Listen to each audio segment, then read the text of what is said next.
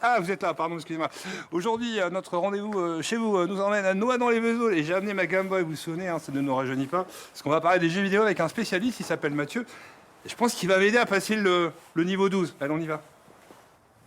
Enchanté Mathieu. Oui. Alors, j'ai pas tout compris là, j'y arrive pas. Ah oui, ben non, aider puis ouais, t'as déjà paumé au bout de 13 vignes, c'est vraiment pas terrible. Hein. Aïe, aïe, aïe. Ça faisait longtemps que t'avais pas joué c'est peut-être. ça, c'est ça, c'est pas facile. Et si tu veux te replonger dans les souvenirs de ton enfance, j'ai pas mal de choses au-dessus. Ah bah allons-y, on va regarder. Allez-y, on y va.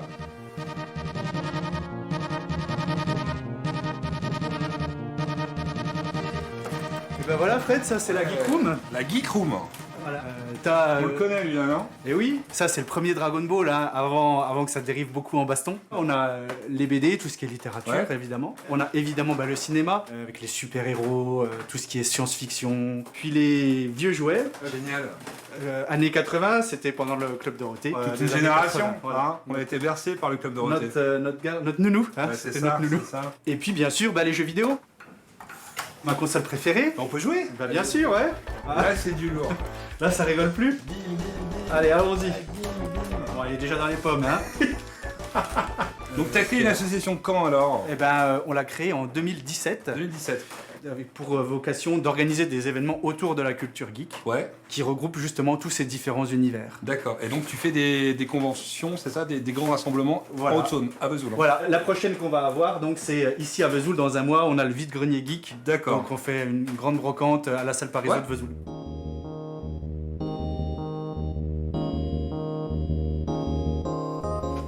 Donc, c'est là le...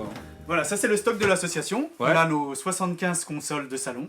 Donc, c'est toute l'histoire de la console Voilà, de jeu. les 6 premières générations, ce qu'on appelle le rétro gaming. Ouais. De 1972, Pong, à 2001, qui est la Xbox, qui symbolise la fin de la 6e génération. Aujourd'hui, on est à la 9e. Celle que tout le monde connaît, c'est la Mais fameuse oui Nintendo NES, voilà. Mais oui.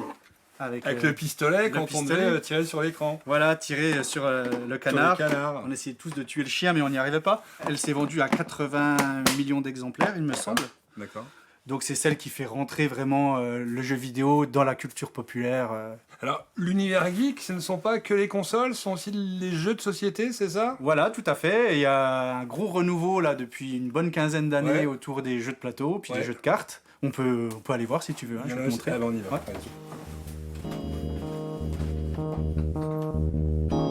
Alors Mathieu, donc là, ce sont tes jeux de société, fini le virtuel, le réel. Voilà, exactement.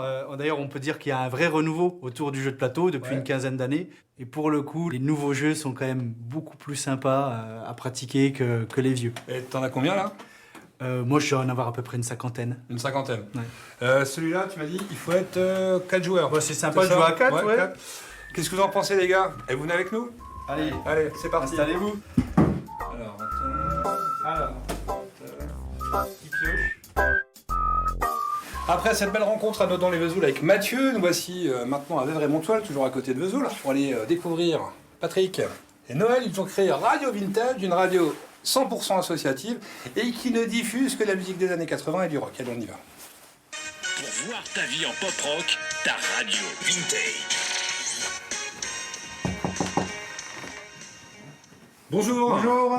Vous êtes Patrick. Patrick, c'est ça. C'est ça. Donc c'est vous qui avez créé cette radio? Radio Vintage, tout à fait. On a commencé en 2008, on était 2. Maintenant, on est 7 personnes, donc des animateurs qui font un peu tous les styles. Et Noël, donc c'est le Co-fondateur. enchanté, cofondateur. Mais comment vous est venue cette idée alors?